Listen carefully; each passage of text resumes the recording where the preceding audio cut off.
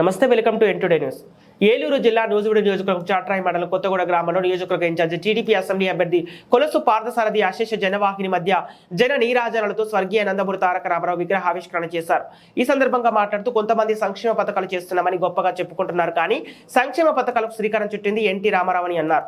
రైతులకు విద్యుత్ మోటార్లకు స్లాబ్ పద్ధతి తెచ్చి హార్స్ పవర్ కు 50 రూపాయలు పెట్టి వ్యవసాయ రంగానికి తోడ్పాటు అందించిన ఘనత ఎన్టీఆర్ అని తెలిపారు. జిల్లా అధికార ప్రతినిధి బతపాటి బసవారెడ్డి మాట్లాడుతూ ఎమ్మెల్యే అనే పదం కలిసొచ్చిన నాయకుడు పార్థసారథి అని, మనమందరం కలిసి పార్థసారథిని గెలిపించుకుంటేనే ఆయన తప్పకుండా మంత్రి అవుతారని అన్నారు. ఏలూరు మాజీ ఎంపీ మాగంటి బాబు మాట్లాడుతూ వచ్చే ప్రభుత్వం తెలుగుదేశం దేనని, పార్థసారథిని గెలిపించుకుంటేనే మంత్రి పదవి ఇచ్చే బాధ్యత తనదేనని, అలా తనను తాను హామీ ఇస్తున్నానని, ప్యాను గుర్తుకు ఓటు వేసి మనందరం ఆ ఫ్యాన్కి ఉరివేసుకుని చనిపోయే పరిస్థితి ఉందని, కాబట్టి ఎవరు వేయవద్దని పార్థసారథిని గెలిపించుకున్నామని కోరారు.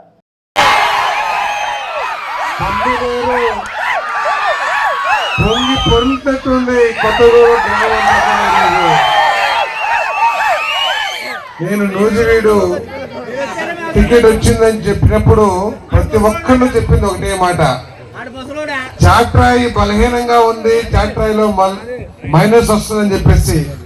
ఈ రోజు అడుగుతున్నాను, ఎవడరా చెప్పేది చాట్రాయిలో మైనస్ వస్తుందని చెప్పేసి. చాట్రాయిలో సైకిల్ తిప్పుతాం, తెలుగుదేశం రెపరెపలు నడుస్తాం. ఈరోజు ఒక మంచి కార్యక్రమం, ఆదర్శ పురుషుడు, మహాపురుషుడు, యుగ పురుషుడు, నట సార్వభౌముడు, మన జిల్లా వాసి నందమూరి తారక రామారావు గారి విగ్రహావిష్కరణకి ఈ అవకాశం లభించడం నేను గొప్పగా భావిస్తామన్నా, అదృష్టంగా భావిస్తామన్నా. మొట్టమొదటిగా ఈ విగ్రహం స్థాపించిన దాతలు కానివ్వండి, ఈ గ్రామ తెలుగుదేశం పార్టీ కార్యవర్గం కానివ్వండి,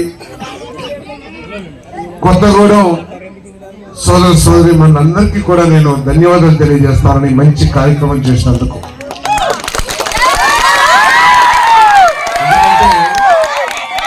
ఎన్టీ రామారావు గారు కేవలం తెలుగుదేశాన్ని స్థాపించిన నాయకుడు మాత్రమే కాదు. ఎన్టీ రామారావు గారు రాకముందు రాజకీయాల్లోకి ఢిల్లీలో తెలుగువాడంటే ఎవరికి తెలియదు, కాంగ్రెస్ పార్టీ ప్రధానమంత్రికి తెలియదు, మంత్రులకి తెలియదు, ఎంపీలకి తెలియదు. అందరూ కూడా మనల్ని తమిళ్ అరవోళ్ళు అనుకుంటా ఉండేవాళ్ళు. మనల్ందరూ కూడా మొట్టమొదటిగా తెలుగోడు అని చెప్పేసి తెలుగోడు దెబ్బ చెప్పించిన మగాడు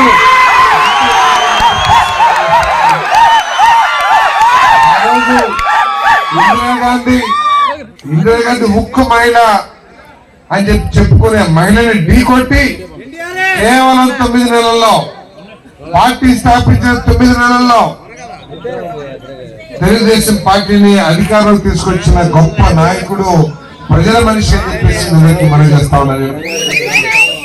అంతేకాదు, మనం శ్రీకృష్ణుని గుర్తు చేసుకున్నా, శ్రీరాముని గుర్తు చేసుకున్నా మనసులో వచ్చేది ఎన్టీ రామారావు గారి విగ్రహం అని చెప్పేసి మనం చేస్తాం. మన తెలుగు తేజాన్ని, తెలుగు గౌరవాన్ని, తెలుగు పౌరుషాన్ని కాపాడిన వ్యక్తి మరి ఎన్టీ రామారావు గారు. ఈరోజు చాలా మంది చెప్పుకుంటా ఉన్నారు, సంక్షేమ కార్యక్రమాలకి నేనే ఆరాధ్యుడిని, సంక్షేమ కార్యక్రమాలు నాతోనే పుట్టినాయి అని చెప్పేసి.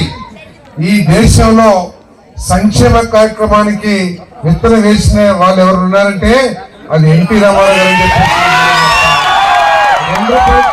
కానివ్వండి, ఈ రాష్ట్రంలో మెట్ట వ్యవసాయం చేసే రైతులందరూ కూడా ఆర్థికంగా నలిగిపోతున్నారు, నష్టపోతున్నారు.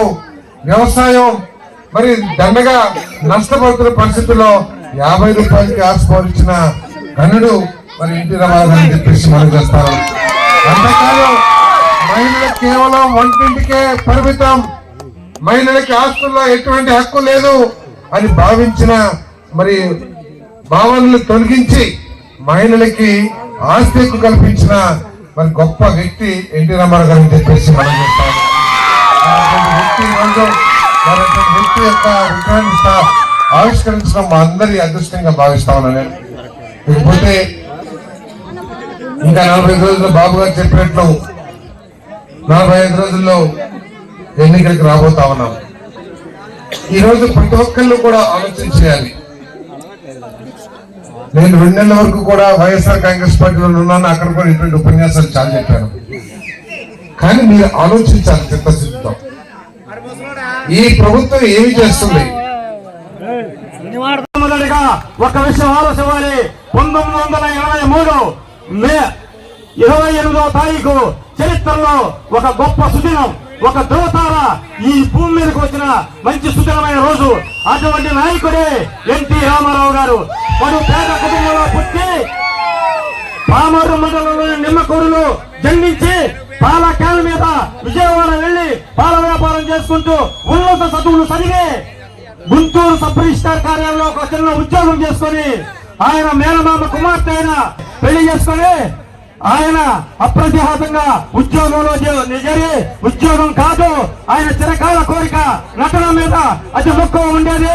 అతను నటనలో చేరాలని డబ్బులు లేకపోయినా ఆయన మేనమామ ఇచ్చిన డబ్బులతోటి మద్రాసు వెళ్లి సినీ రంగంలో 300 పైగా చిత్రాల్లో అప్రతిహాతంగా నటించి భారతదేశ చరిత్రలో విశ్వవిఖ్యాత నటకారులుగా పేరు తెచ్చుకున్న ఎన్టీ రామారావు గారు ఒక్క విషయంలో అతను మొదలుపోయేవాడు ఏంటంటే ఏంటి పరిస్థితి?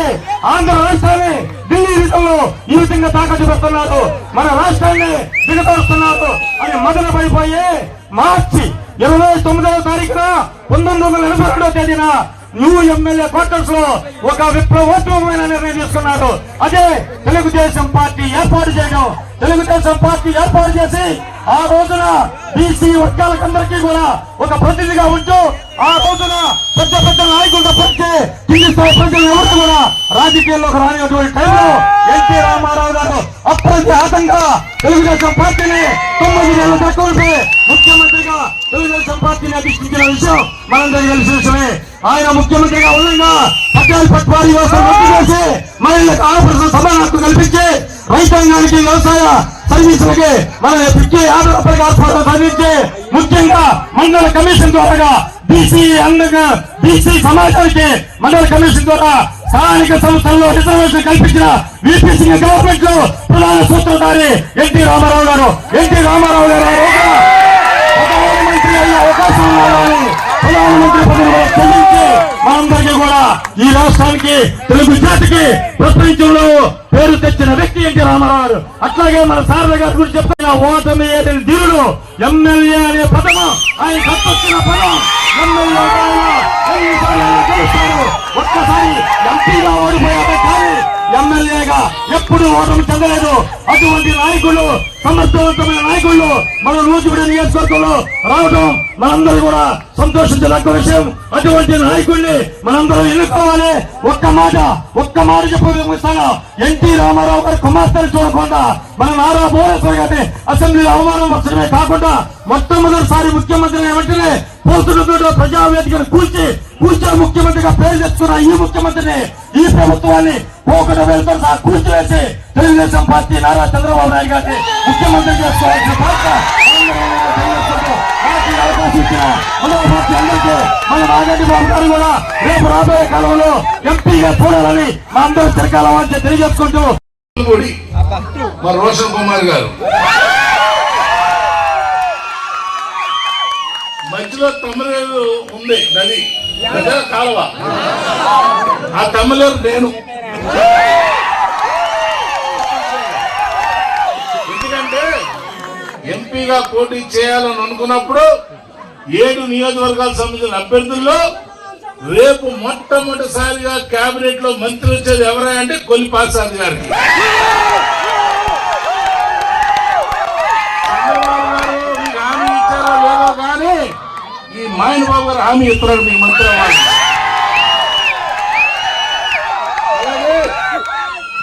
చాలా మంచి కార్యక్రమానికి తలపెట్టిన పెద్దలందరికీ కూడా పేరు పేరున గురులేని కోటేశ్వరరావు, మలకపల్లి మల్లికార్జున గారు, తెల్లగోళ్ళ హరిబాబు గారు, లెక్కలపూడి శివరామకృష్ణ గారు, చల్లగోళ్ళ వెంకట సత్యాన్ని గారు. ఈ నియోజకవర్గంలో ఏ కార్యక్రమం చేసినా ప్రతి దానికి మన నాయకులతో పాటు డబ్బుతో కూడిన పని ఎవరయ్యా అంటే మన అట్టూరు రమేష్ అని చెప్పి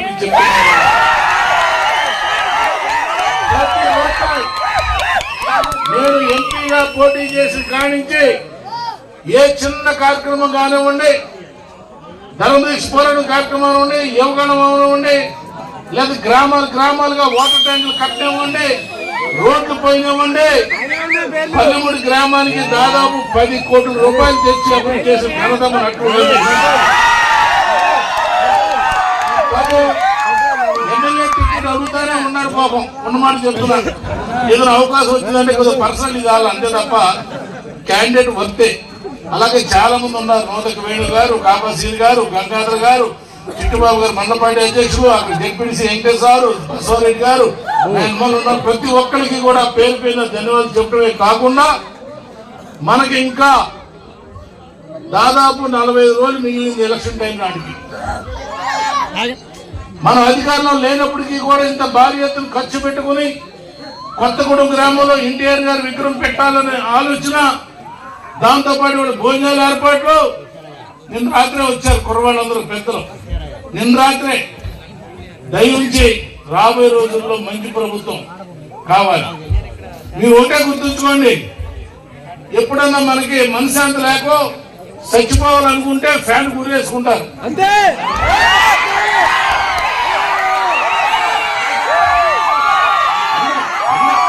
అసలు కాలేదు డైలాగు అప్పుడే. ఆయన ఒక్కడే చచ్చిపోతాడు పాపం, కానీ రేపు మన ఫ్యాన్ కొట్టేస్తే మొత్తం అందరూ చచ్చిపోతాం.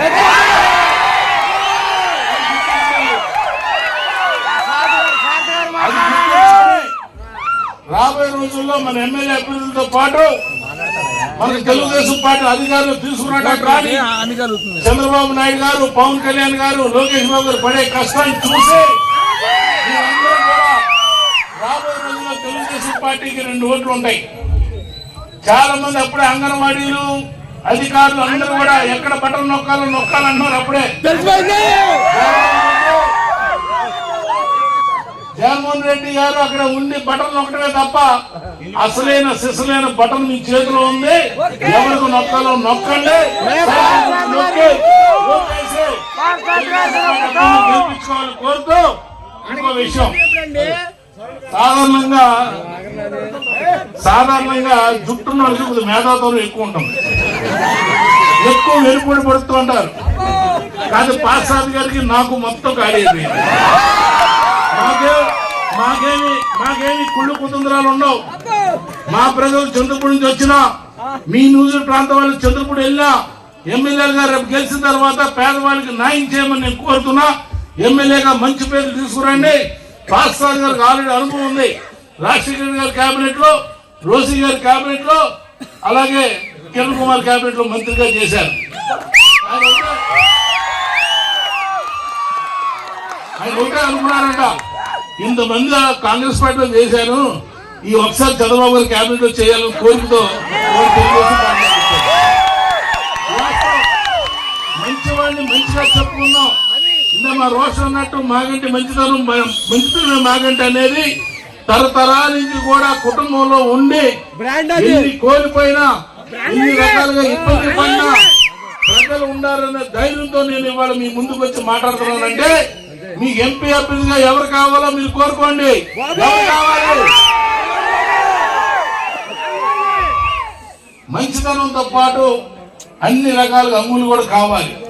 నేననేది పోలవరం ప్రాజెక్టు మనకి కింద ఉంది, బయట వాళ్ళు వచ్చి ఎక్కడో వచ్చి వాళ్ళ జగన్మోహన్ రెడ్డి పూర్తి చేయని పరిస్థితి ఉంది. కానీ చాలా అభివృద్ధి చేయాలి. వీళ్ళు తక్కువ కాదు, చాలా ఎక్కువ పనులు ఉంటాయి రేపు నుంచి. వీళ్ళకి ఒక్క 45 రోజుల్లో మన ఎమ్మెల్యే సీట్లు గెలిపించుకున్న తర్వాత ప్రతి విషయంలో కూడా సంప్రదింపులు చేసుకుంటూ తెలుగుదేశం పార్టీని, జనసేన పార్టీని ముందుండి నడపాలి బాధ్యత చంద్రబాబు నాయుడు గారు, పవన్ కళ్యాణ్ గారు. ఇవాళ చూస్తున్నారు పరిణామాలు.